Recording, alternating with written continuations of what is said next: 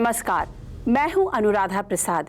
इतिहास गवाह है कि पिछले एपिसोड में आपने देखा कि किस तरह 1992 में नरसिम्हा राव के शासन में अयोध्या में बाबरी विध्वंस का कलंक देश के माथे पर लगा। नरसिम्हा राव का कार्यकाल सिर्फ बाबरी मस्जिद के गिरने की वजह से ही याद नहीं रखा जाएगा, बल्कि इस दौर में एक और क्रांतिकारी बदलाव हुआ जो आने वाली सरकारों के लिए नजीर साबित हुआ। नरसिम्हा राव के जमाने से ही भारत ने पंडित नेहरू के आर्थिक विकास के सोशलिस्ट मॉडल को छोड़कर पूंजीवादी बाजारवाद को गले लगा लिया।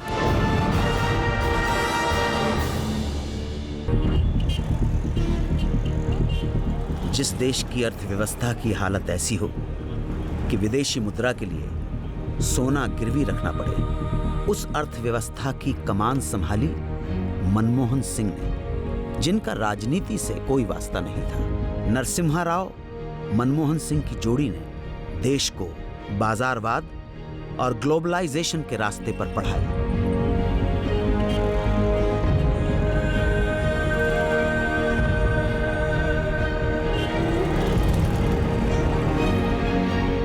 बीजेपी ने आर्थिक सुधारों के मनमोहन सिंह मॉडल को संसद में समर्थन दिया। हमने पूरा अर्थव्यवस्था का एक मसौदा तैयार किया। 1992 में उसको सारे देश के सामने रखा। जहां हमारे पास टेक्नोलॉजी नहीं है, जहां हमारे पास पूंजी नहीं है, वहां आवश्यकता पड़ने पर विदेशी पूंजी जरूर लाओ। और इसलिए मैं एक बात कहता रहा हूं कि विदेशी पूंजी in the field of computer chips yes, but in the field of potato chips no. अर्थव्यवस्था के समाजवादी ढांचे में आमूल बदलाव से लाइसेंस परमिट कोटा राज का खात्मा हो गया। दुनिया ने पहली बार भारत की अर्थव्यवस्था में दिलचस्पी दिखाई। भारत का बाजार दुनिया के लिए आकर्षण बनने लगा।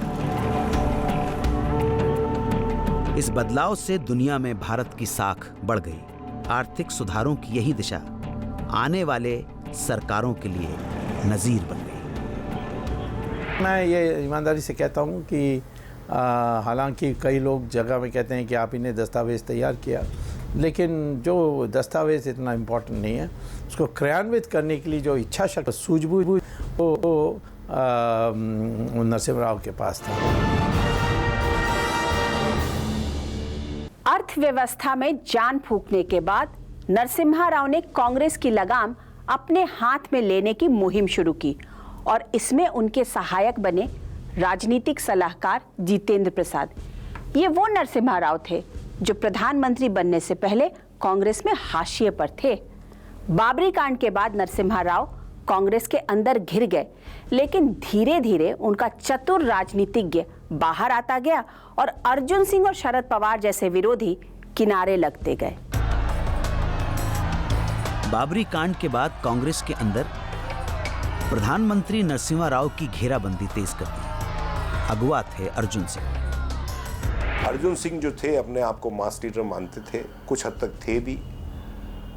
वो बड़े दानिशमंद व्यक्ति थे, लेकिन उनकी दानिशमंदी कभी कभी नगण्य हो जाती थी, क्योंकि वो अपने उद्देश्य को पाने के लिए कुछ भी कर सकते थे। अर्जुन सिंह ने बाबरी कांड की आड़ में जनता दल और लेफ्ट से भी रिश्ता गांठ लिया। इस खेमे की मांग थी कि मध्य प्रदेश, राजस्थान और हिमाचल प्रदेश की बीजेपी सरकारों को बर्खास्त कर दिया जाए।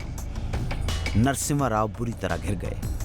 आखिरकार तीनों बीजेपी शासित राज्य सरकारें बर्खास्त कर दी गई। भारतीय जनता पार्टी एक लोगों के जज्बातों का खेल खेल गई और उससे उसको कुछ मान्यता मिली या कुछ शक्ति मिली, लेकिन उसका हाल क्या हो रहा है? अभी मंजिल बहुत दूर है। राज्य सरकारों की बर्खास्तगी का मामला सुप्रीम कोर्ट तक पहुंचा, जहां अदालत ने सरकार के फैसले को सही पाया। वहीं कांग्रेस के भीतर नरसिम्हा राव समर्थक और विरोधियों की जोर आजमाइश बढ़ गई। लोगों ने एक चला दिया है चक्कर कि कांग्रेस टूटने जा रही है, कांग्रेस टूटने जा रही है, तो हमारा ये कहना फर्ज हो जाता है, कर्तव्य हो जाता है कि कांग्रेस नहीं टूटेगी। और नरसिम्हा राव हर कीमत पर खुद को कांग्रेस का सुप्रीम नेता बनाने में लगे थे। आखिरकार नरसिम्हा राव प्रधानमंत्री के साथ साथ कांग्रेस अध्यक्ष बनने में भी कामयाब हुए। President of the Indian National Congress, I have the honor to be the President of the Indian National Congress. सियासती मुसीबतों से रास्ता निकालने में माहिर नरसिम्हा राव ने कांग्रेस के अंदर बढ़ते विरोध को थाम लिया। कांग्रेस की राजनीति को जहां नरसिम्हा राव ने कंट्रोल कर लिया, वहीं आर्थिक सुधार पर लेफ्ट जैसी पार्टियों के विरोध को भी नरसिम्हा राव ने दरकिनार कर दिया। लेकिन उनकी सरकार पर एक और धब्बा लगा, शेयर बाजार के घोटाले का, जिसके छींटे खुद नरसिम्हा राव पर भी पड़े। हर्षद मेहता ने तो सीधे प्रधानमंत्री पर रिश्वत लेने का आरोप लगाया, लेकिन ये भ्रष्टाचार के आरोपों का दी एंड नहीं था।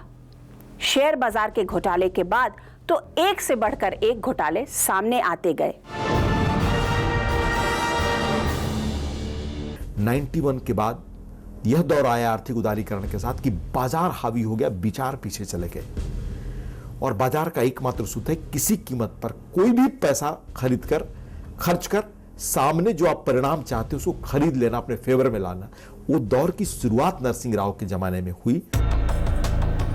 लेकिन सरकार की साख को धब्बा लगाया शेयर बाजार में हर्षद मेहता कांड ने। जून 1992 में मीडिया रिपोर्ट आई कि स्टॉक ब्रोकर हर्षद मेहता ने बैंकों के साथ मिलकर शेयर बाजार में बहुत बड़ा घोटाला किया है। भारतीय उदारीकरण का एक दूसरा चेहरा था कि बिना श्रम किए, बिना परिश्रम किए लोग अरबपति और करोड़पति बनने लगे। अरबपति करोड़पति छोटे बहुत संपत्ति वाले बनने लगे, अरबपति करोड़पति से कई गुना अधिक। और ये सारे जाल और फरेब के द्वारा। हर्षद मेहता उसके पहले नुमाइंदे थे। सीबीआई ने जांच की, हर्षद मेहता गिरफ्तार हुआ। जेल से रिहा होने के बाद 16 जून 1993 को हर्षद मेहता ने मुंबई में प्रेस कॉन्फ्रेंस की। हर्षद मेहता ने आरोप लगाया कि उसने नरसिम्हा राव को 1 करोड़ रुपए रिश्वत दी। Yes, the money was paid to the Honorable P.V. Narasimha Rao, the Prime Minister of India.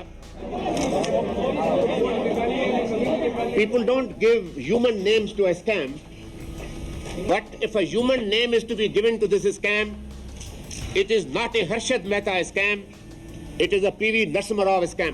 पहली बार प्रधानमंत्री पर कोई घूस देने का आरोप लगा था। उसके बाद शेयर मार्केट क्रैश किया। हर्षद मेहता पर जांच भी बैठी या शेयर मार्केट में क्यों क्रैश किया इस पर जांच होने लगा। लेकिन उस दौर से शुरुआत यह हो गई कि बड़े पदों पर बैठे लोगों को कॉर्पोरेट घराने या पूंजी नियंत्रित करने लगी और पहली बार प्रधानमंत्री पद पर इतना गंभीर आरोप लगा। बोतल से भ्रष्टाचार का एक जिन्न निकला तो फिर मानो तांता लग गया।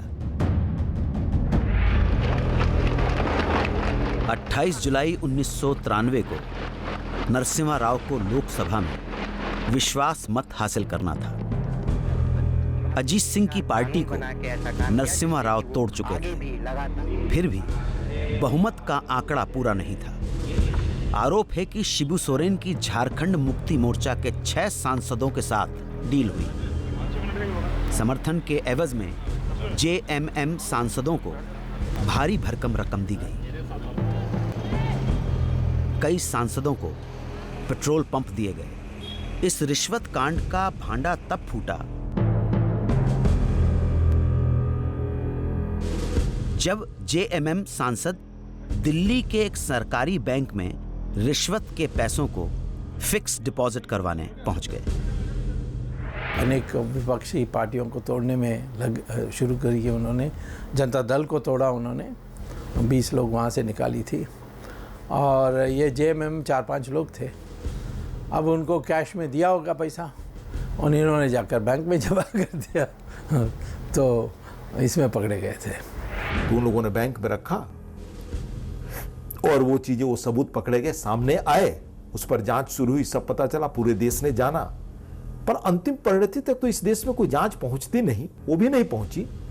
हालांकि उसमें बहुत सारे सबूत मिले, बैंकों में पैसे जमा कराने के सबूत मिले और तथ्य मिले जिसे पता चला कि पैसे देकर उनका समर्थन सरकार ने खरीदा और उस समर्थन की बदौलत वो सरकार कायम रही। नरसिम्हा राव के वक्त चंद्रा स्वामी की तूती बोलती थी। ये नरसिम्हा राव को आपने अपना चेला कैसे बना लिया? मैं तो चला अकेला, खुद ही गुरु खुद ही चेला। मैं किसी को चेला वगैरह नहीं बनाता हूँ, उनसे मेरे आत्मिक संबंध अवश्य है। चंद्रा स्वामी और के तिवारी के नाम सेंट कीट्स धोखाधड़ी में आए, जिसमें नरसिम्हा राव भी आरोपी थे। यह साजिश वीपी सिंह को बदनाम करने के लिए की गई थी। वीपी सिंह के बेटे अजय सिंह के नाम पर फर्जी दस्तावेज बनाए गए। अजय सिंह के नाम पर सेंट कीट्स के फर्स्ट ट्रस्ट कॉरपोरेशन बैंक में $21 मिलियन जमा करवाए गए। चंद्रा स्वामी ने 1989 में जब सेंट किट के कागज फोर्ज किए, नकली कागज बनाए वीपी सिंह को बदनाम करने के लिए, तो कागज फोर्ज करने के बाद मुझे बुलाया अपने आश्रम और वो कागज मुझे दिखाया और मेरे जरिए ये कहा कि मैं ये वीपी सिंह को दिखाऊं और ये कहा कि अगर वीपी सिंह कहेंगे तो मैं इसे ठीक करा दूंगा। फर्जी दस्तावेज के आधार पर खुले खाते का लाभ वीपी सिंह को होना था।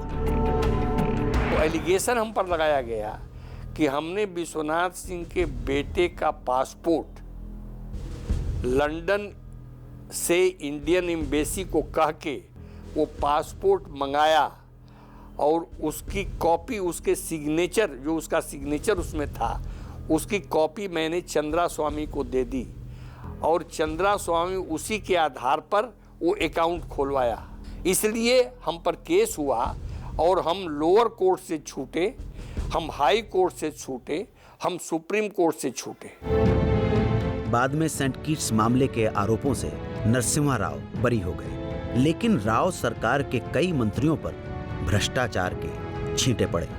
बॉफोर्स जांच से जुड़ी मीडिया रिपोर्ट के बाद नरसिम्हा राव सरकार के मंत्री माधव सिंह सोलंकी का इस्तीफा हो चुका था। अब बारी थी कल्पनाथ राय। चीनी आयात घोटाले में कल्पनाथ राय गिरफ्तार भी हुए। चीनी घोटाला केवल नरसिंह राव और उसके बेटे प्रभाकर राव और राजेश्वर राव ने किया है। न चीनी मैंने खरीदी, न चीनी मैंने बेची। फिर सामने आया शहरी विकास मंत्रालय में घोटाला, जिसमें मंत्री पी.के. थुंगन को इस्तीफा देना पड़ा। रेल मंत्री सी.के. जाफर शरीफ जर्मन कंपनी से 30 इंजनों की खरीद के घोटाले में कैबिनेट से निकाले गए। खान मंत्रालय भी भ्रष्टाचार में फंसा जब बेलाडीला लोहा खदान जापानी कंपनी को दिया गया। महाराष्ट्र के ढबोल में एनरॉन कंपनी को इजाजत देने के सवाल पर ऊर्जा मंत्रालय का भ्रष्टाचार जग जाहिर हुआ। नरसिम्हा राव के वाणिज्य मंत्री पी चिदंबरम को भी मंत्रिमंडल छोड़ना पड़ा। देश में भ्रष्टाचार, महंगाई, बेरोजगारी बुरी तरह से बढ़ी और करप्शन तो जो 64 करोड़ के मुद्दे के ऊपर राजीव गांधी की सरकार चली गई थी, लेकिन उसके 3 साल के भीतर पहला स्कैम 5000 करोड़ का हुआ, जो विदेशी बैंकों ने हमारा पैसा साइफन किया। उसके बाद तो 10,000 करोड़, 20,000 करोड़, 50,000 करोड़, इस तरह के घोटाले हुए। लोगों के जेब में पैसा कम गया, थाली से रोटी कम हुई, भ्रष्टाचार की वजह से काम करना मुश्किल हो गया। नरसिम्हा राव इस राय के थे, वो पुराने कांग्रेस वाले थे कि छेड़ो मत और जो चलता है चलने दो। समय एक समाधान की एक शस्त्र है, जितना समय बीतेगा ठीक हो जाएंगे। ये सब बीमारियां आई हैं 100 साल से, तो इसको एक दिन में इसका समाधान नहीं निकल सकता, वह दूसरे काम करें। इस प्रकार की भावना के कारण वो उनकी बुरी हाल हुई। यूं तो नरसिम्हा राव की पैठ विरोधी पार्टियों में भी थी, लेकिन उन दिनों एक लाल डायरी का ऐसा आतंक मचा कि पक्ष विपक्ष के सारे नेता लपेटे में आ गए। ये वही लाल डायरी थी जिसने बीजेपी के दिग्गज नेता लाल कृष्ण आडवाणी की राजनीति पर भी सवालिया निशान लगा दिया। क्या था उस लाल डायरी में, ये आपको बताएंगे इस ब्रेक के बाद। नरसिम्हा राव सरकार के लिए कहा जाता है कि ये राष्ट्रीय सहमति की सरकार थी। मतलब जब जब अल्पमत वाली नरसिम्हा राव सरकार पर संकट आया, उसने किसी न किसी तरीके से बहुमत का आंकड़ा जुगाड़ कर लिया। गठबंधन के इसी दौर में एक लाल डायरी सामने आई। इस लाल डायरी में ऐसे तमाम लोगों के नाम दर्ज थे जो सत्ता पक्ष में भी थे और विपक्ष में भी। विरोधियों के मुताबिक ये लाल डायरी नरसिम्हा राव की ही साजिश थी।